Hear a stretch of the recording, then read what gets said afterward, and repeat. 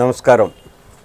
మీ doctor జీవి పూర్ణచంద్ ఈ రోజున వాహిని media ద్వారా షుగర్ వ్యాధి అది రావటానికి గల కారణాలు, దాన్ని తగ్గించుకోవటానికి మనం తీసుకోవాల్సినటువంటి జాగ్రత్తలు, చేయవలసినటువంటి మార్పులు, ఈ అంశాల గురించి కొన్ని విషయాలు మనం ముచ్చటించుకున్నాం. ఇవాళ పరిస్థితి ఎలా ఉందంటే, ఒకప్పుడు ధనికులకు మాత్రమే వచ్చే జబ్బు అని చెప్పి అనుకునేవాళ్ళు.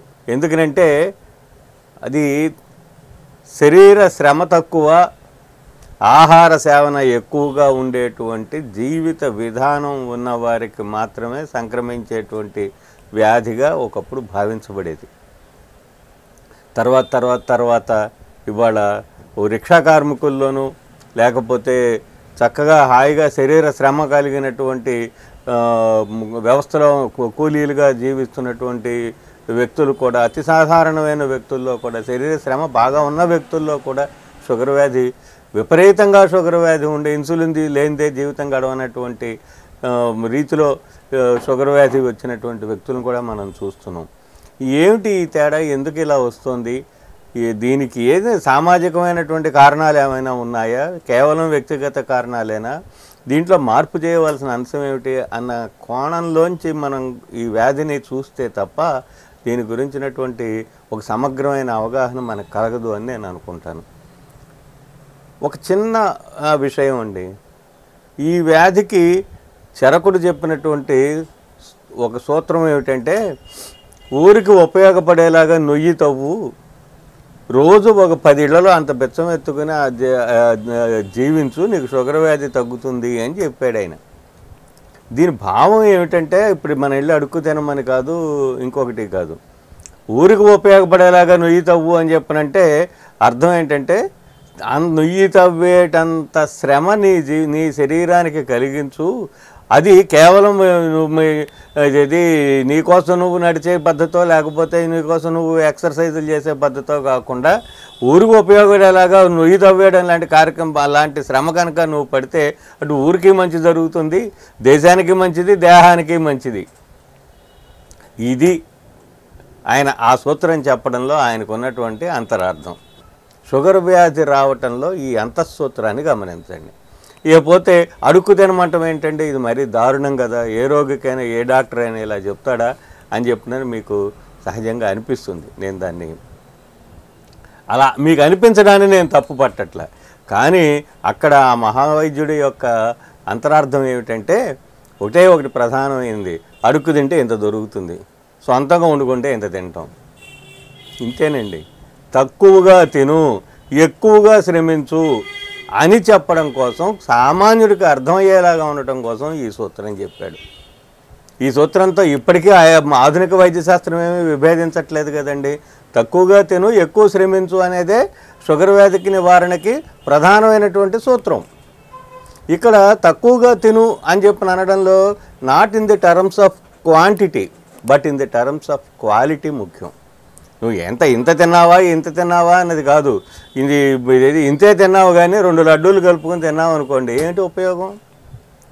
కాబట్టి ఎంత తిన్నావు అన్నది కాదు, ఏం తిన్నావు అన్నది కూడా చాలా ముఖ్యమే. ఆ ఏం తిన్నావు అన్నది షుగర్ వ్యాధికి కారణమవుతున్నటువంటి అంశమే గనక అయితే, దాన్ని ఎంత తక్కువగా తిన్నావు అన్నది ముఖ్యం. షుగర్ వ్యాధికి ఏమీ సంబంధం లేని దాన్ని శుభ్రంగా ఎక్కువగా తిన్నా అభ్యంతరం లేదు. షుగర్ వ్యాధికి సంబంధించినటువంటి అంశం అయితే మాత్రం సాధ్యమైనంత తక్కువగా తినడం, లేదా తినకుండా ఉండటం అనేది అవసరము. ఆహారం, మన ఆహారంలో ముఖ్యంగా దక్షిణ భారతీయులు, తెలుగువారు తీసుకునేటువంటి ఆహారంలో వరికి ఎనలేని ప్రాధాన్యత ఉంది. మన శరీరం మొత్తం కూడా కొన్ని యుగాలుగా, అనేక వందల సంవత్సరాలుగా మనం ఈ శరీరం వందల సంవత్సరాలుగా ఏర్పడినటువంటి ఒక సంస్కృతికి వారసత్వంగా ఏర్పడింది. మీ శరీరమైనా, నా శరీరమైనా, మన శరీరాలన్నీ కూడా మన సంస్కృతికి వారసత్వంగా ఏర్పడ్డాయి. ఇది ఒక జెనెటిక్ రిలేషన్. సో ఈ మన జెనెటిక్ రిలేషన్ ఎటువంటిది అంటే, మన జెనెటిక్ రిలేషన్ వరితో ముడిపడి ఉన్నది. కాబట్టి ఇక పూర్తిగా వరిని నిషేధించేసాం, తెలుగుదేశం మీద, తెలుగు నేల మీద వరి అనేది లేకుండా మేము చేసేసాం అని చెప్పినాను. ఒకవేళ ఏ ప్రభుత్వం వారైనా గొప్పగా ప్రకటించారనుకోండి, ఈ మధ్య అన్ని రద్దులు అంటున్నారు కదా, తెలుగు భాష ఉండకూడదు అంటున్నారు, రైట్, ఇంకా లేకపోతే ఇంకేదో ఉండకూడదు అనుకుంటున్నారు. ఈ విధంగా అన్నిటినీ రద్దు చేసుకుంటూ ఇక్కడ వరిని కూడా రద్దు చేశామని ప్రకటించారే అనుకోండి, ఏమవుతుందో తెలుసా అండి? మీరు ఒక వారం రోజులు ఢిల్లీ వెళ్ళి అక్కడ వరి అన్నం దొరక్క ఆ చపాతీలు ఆ పుల్కాలు తింటూ ఎప్పుడు ఇంటికి పోయి ఆవకాయ వేసుకొని తిందామా అని మన మనసు వెంపర్లాడిపోతుంది. ఎందుకు వెంపర్లాడుతుంది? ఒక వారం రోజుల పాటు మనం వరి అన్నం తినకపోతే మన మనసులో ఒక విధమైనటువంటి వరి కోసం పడే తాపత్రయం మనసులో చెలరేగుతూ ఉంటుంది. ఎందుకని చెలరేగుతుంది? ఇది జీన్స్, జెనెటిక్గా మనం పొందినటువంటి, ఇన్నాళ్ళు మనం శరీరానికి ఏది అందిస్తూ వచ్చామో అది అందకపోతే శరీరంలో కలిగేటువంటి ఆందోళన. అందుకని వరిని పూర్తిగా, అసలు వరిని ద్వేషించకండి, అన్నాన్ని ద్వేషించద్దు సార్. అన్నాన్ని ద్వేషించడం అనేది ఎప్పుడూ కూడా నేను తార్కికంగానో తాత్వికంగానో చెప్పట్లా, సైంటిఫిక్గా కూడా చెప్తున్నాను నేను. అన్న ద్వేషం మంచిది కాదు. అందుకని చెప్పినని మనం పైపెచ్చు మన శరీరాన్ని ఇంతకాలం ఫీడ్ చేసుకుంటూ వచ్చింది వరితోనే. అందుకని వరిని సాధ్యమైనంత తగ్గించండి. ఇప్పుడు మీరు తింటున్నటువంటి అన్నం ఎంతో అందులో సగానికి వరిని తగ్గించండి. అంతేగాని పూర్తిగా మానేమని చెప్పడం అనేది నా దృష్టిలో అయితే మాత్రం, నా అనుభవం రీత్యా, నేను అనేక మంది రోగులతో నేను చూసినటువంటి అనుభవం రీత్యా నేను చెప్పేటువంటి అంశం ఏంటంటే, మనం తింటున్న వరిని సగానికి సగం తగ్గించేయండి. మరి ఆ సగం ఆకలిని దేంతో తీర్చుకోవాలండి? రెండిటితో తీర్చుకోవచ్చు. అత్యుత్తమమైనటువంటి మార్గం ఏమిటంటే, ఇది తిరుగులేనటువంటి మార్గం, కూరగాయలతో నింపుకోవడం. అనగా ఇప్పుడు మీరు ఇన్నాళ్ళు మీరు అన్నంలో కూర నంచుకుని తిన్నారు, ఇవాళ నుంచి కూర ఇంత పెట్టుకుని అన్నం ఇంత కలుపుకుని తినండి. కూరలో అన్నం నంచుకుంటూ తినడం అనే పద్ధతిని ప్రారంభిస్తే షుగర్ వ్యాధి చాలా త్వరగా తగ్గుతుంది, రాకుండా కూడా ఉంటుంది. స్థూలకాయం చాలా త్వరగా తగ్గుతుంది, రాకుండా కూడా ఉంటుంది. ఏమిటి అంటే వెజిటబుల్స్, అనగా కాయగూరలు, ఆకుకూరలు, ఈ రెండింటినీ కూడా మనం ఇప్పుడు తింటున్న దానికన్నా రెట్టింపు తీసుకోండి. అంటే ఇప్పుడు సపోజ్ మీ ఇంట్లో మీరు మీ భార్య భర్త ఇద్దరు, సాధారణంగా ఇద్దరే, లేదంటే ఒకళ్ళు ఇద్దరు పిల్లలు నలుగురు ఉన్నారు అని అనుకుందాం. పోనీ ఈ నలుగురు కోసం మీరు 1 కేజీ వంకాయలో 1 కేజీ దొండకాయలో కొన్నారు అనుకోండి, దీన్ని సాధారణంగా 2 రోజులకు వండుతారు. నేను అంటున్నాను, 1 రోజుకే వండండి దాన్ని. ఆ 1 రోజుతోనే దాన్ని మీరు ముగించేయండి. అంటే అప్పుడు ఏమైంది? మీ నలుగురు కూడా రెట్టింపు కూరగాయ తిన్నట్టే కదా. ఆ మేరకు అన్నం తగ్గుతుంది. ఆ మేరకు మనం అన్నాన్ని తగ్గించి కూర ఎక్కువగా తినేటట్టుగా వండుకుని తినండి. ఇప్పుడు మనం వేసినంతగా చింతపండు రసం, మసాలాలు దట్టించి అన్నం తక్కువ కూర ఎక్కువగా తినమంటే అవదది.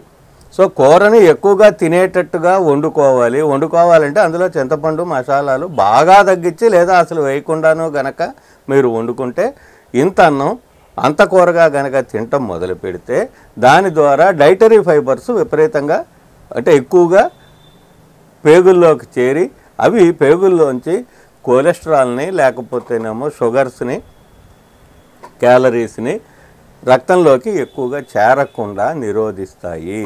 అందుమూలన పేగులు దృఢతరం అవుతాయి, జీర్ణశక్తి పెరుగుతుంది. కాబట్టి more vegetables, more curry, less rice అనేది షుగర్ వ్యాధిలో ప్రధానంగా గుర్తించాల్సినటువంటి విషయం. మనం ఏంటంటే వ్యవస్థ మారింది కానీ మనం మారలా, ఇచ్చిన తిప్పలు. అది ఉమ్మడి కుటుంబ వ్యవస్థలో తక్కువ మందికి ఎక్కువ కూర పెట్టాలి అంటే, ఎక్కువ మందికి తక్కువ కూర పెట్టాలి అంటే ఎకానమీ వంటకాలు, చింతపండు రసం పోయడం, ఇట్లాంటివన్నీ చేయాల్సి వచ్చింది. ఇవాళ ఇద్దరికే పరిమితమైనా కూడా అప్పటి వంటలే తింటున్నాం. మనం మారలేదు, ఇప్పుడు మారదాం. మరి ఇంత కూర ఇంత అన్నంలో కనుక మనం మన వ్యవస్థను మార్చుకున్నట్లయితే ఖచ్చితంగా షుగర్ వ్యాధి అదుపులోకి వస్తుంది. ఇంకా అతి ముఖ్యమైనది ఏమిటంటే ప్రోబయాటిక్స్. పెరుగు, మజ్జిగ వాడకం ఎంత ఎక్కువ పెరిగితే షుగర్ వ్యాధి అంత త్వరగా తగ్గుతుంది. జీర్ణశక్తి పెరుగుతుంది, పెరుగు వల్ల, ప్రోబయాటిక్స్ వల్ల పేగులు దృఢతరం అవుతాయి. దానివల్ల ఏమవుతుందంటే జీర్ణశక్తి పెరిగితే క్యాలరీల బర్నింగ్ పెరిగి శరీరం ఎనర్జైజ్ అవుతుంది, శక్తి ఉత్పత్తి అవుతుంది. అప్పుడు షుగర్ వ్యాధి తగ్గుతుంది. ఇది. సో ఇప్పుడు మనం మానసికమైన ఒత్తిడి గురించి మాట్లాడుకున్నాము, ఆహారంలో మార్పుల గురించి మాట్లాడుకున్నాం. ఇంకా మూడవది అతి ముఖ్యమైనది శరీర శ్రమ. నొయ్యి తవ్వమని చెప్పాడు కదా చరకుడు.